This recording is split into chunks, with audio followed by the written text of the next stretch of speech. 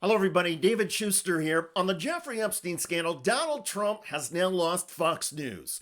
The conservative cable channel, which often serves as a Trump propaganda machine, is openly mocking Trump's denials and spin.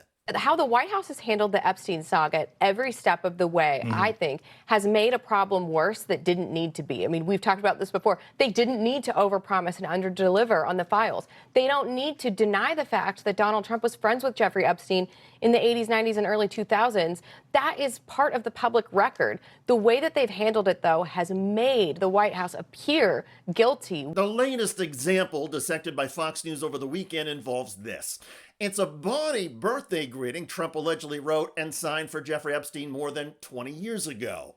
Dialogue here. Donald says a pal is a wonderful thing. Happy birthday. May every day be a wonderful secret. And they've compared it to other acknowledged signatures by Donald Trump. And you kind of acknowledge this. And it looks like his signature, but he says no. It's not my signature, and it's not the way I speak. And anybody that's covered me for a long time knows that's not my language. It's nonsense. And frankly, you're wasting your time. You are wasting your time. Well, even the Fox News panel say Donald Trump is wasting away what little credibility he has. Here's Fox News analyst Sarah Bedford, who is also the investigations editor for the Washington Examiner. Well, all of the other letters in the book, so far as we know, are authentic, right? It's extremely plausible that this was Donald Trump's signature. Donald Trump is really good at muddying the waters on things that he doesn't, want to acknowledge head on. But from a political optics standpoint, it doesn't make sense to me why the White House is spending so much political capital denying this. The letter doesn't add anything new to our understanding of Donald Trump's relationship with Jeffrey Epstein. We know they were friends in the early 2000s, years before Jeffrey Epstein's first conviction on child prostitution in Florida. There is nothing nefarious about Donald Trump having, signed a birthday card that was put across his desk at the time. So the denial makes no sense. The denial makes no sense, except to the extent that it reflects how freaked out and anxious Donald Trump really is about the Epstein scandal. And as we've seen through the years with Trump, when he gets agitated or feels caught or cornered, Trump makes his pushback even louder and more extreme. There is not much long-term political strategizing with Donald Trump. And Howard Kurtz made the point that this birthday card probably would not have been much of a story, even in the context of the Epstein scandal, if Trump had just acknowledged the obvious from the start. The birthday message that Donald Trump is alleged to have sent to Jeffrey Epstein 22 years ago, which the president continues to deny, did not have to be a big deal. And Trump said, yeah, I was invited to contribute to his 50th birthday book along with other VIPs like Bill Clinton, and we had some fun with it. Who cares? It's a non-story. But the president repeatedly insisted he had never sent any birthday note and sued the Wall Street Journal for reporting that he did. That's right. Not only has Donald Trump denied the birthday card, he has filed a lawsuit against the Wall Street Journal for reporting on the card. That is not the approach of somebody who is calm, strategic, and has a long-term PR strategy for tamping down attention on the Epstein scandal. And where people really want to go with this was that, Epstein was part of some secret cabal of pedophiles and freaks that did bad stuff. None of this stuff does that. We all know, and it's been widely reported for years now, and I've done a lot of this, that Jeffrey Epstein knew a lot of people on Wall Street, including Donald Trump, that he partied with a lot of people on Wall Street, including Donald Trump, that when he was hanging out with these people on Wall Street, he was with adult women, maybe on the young side, but adult. We knew he was good at his job, which was a money manager. This is all just to known. clarify, Charlie, this is several years before he was charged with sexual abuse and abusing minors. So it wasn't like floating around, although there were a lot of jokes about it. Trump's overreaction now, however, suggests that Trump is extremely nervous and is freaked out over the Epstein scandal. And why would that be? Is it possible that Donald Trump wasn't just an Epstein friend for 15 years?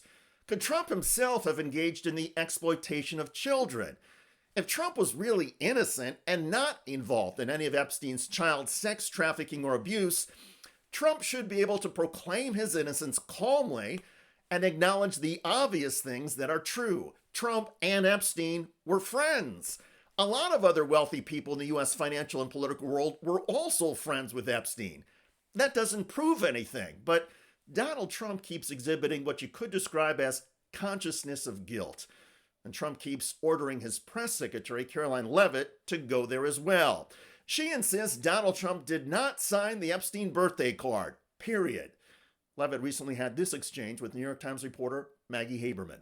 You said he didn't sign the birthday card, he didn't do this, he also didn't do the check. Those were in documents from the estate. So what is the working theory as to why he's in them? The president has one of the most famous signatures in the world, and he has for many, many years. You know that, Maggie, you've covered him for a long time, long before he assumed this office when he was a businessman in New York. The president did not write that letter. He did not sign those documents. He maintains that position. So Trump's position, as repeated by his White House press secretary, is that the Epstein birthday card was forged 22 years ago, long before Donald Trump got involved in politics. The argument and the Trump defense are absurd, as all of the major cable channels keep pointing out. Both he and his press secretary all but asking, who are you going to believe, us or your lying eyes? People try to get him to answer questions about Epstein. He's like, you're wasting your time. This is stupid. Not my signature. You saw what is the familiar playbook, just an attempt to deny reality. Just say, no, no, no, it's a lie, it's a hoax, it's a witch hunt, whatever it is, without actually offering any evidence. And now, even Donald Trump's favorite cable news channel, Fox News, is mocking and ridiculing Trump's denials. To be clear, the segment bashing Trump on Fox News came on a weekend show called Spin Cycle, and this past weekend was that show's final program.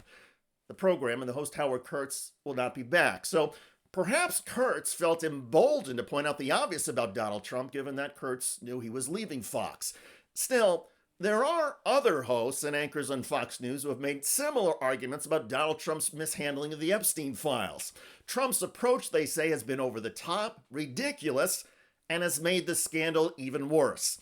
And that may be just a preview of what's coming, because if Donald Trump will not accept reality about a signature, imagine how angry Donald Trump is going to be if more serious and damning Epstein materials get released. And making matters worse for Trump, he probably isn't sure what documents, photos, and videos Epstein kept. But Trump may remember his own actions around Epstein. And now, that sordid history is making Donald Trump panic. By the way, the Jeffrey Epstein scandal is about to explode on Capitol Hill. Democrats and a few Republicans will soon have the numbers to force a vote on releasing all the Epstein files.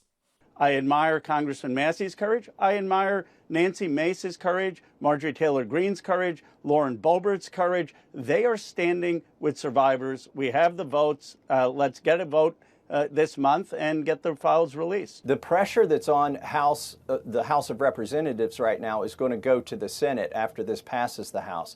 I think we're going to get a resounding vote on this. Check out that video at the link below. It generated a lot of comments on YouTube. One of the most popular is from user Trilly, who wrote, "I do not care who is exposed. Release all of the files and photographs." Well said. I look forward to reading your comments about Donald Trump's Epstein denials getting torpedoed on his favorite cable news channel, Fox News.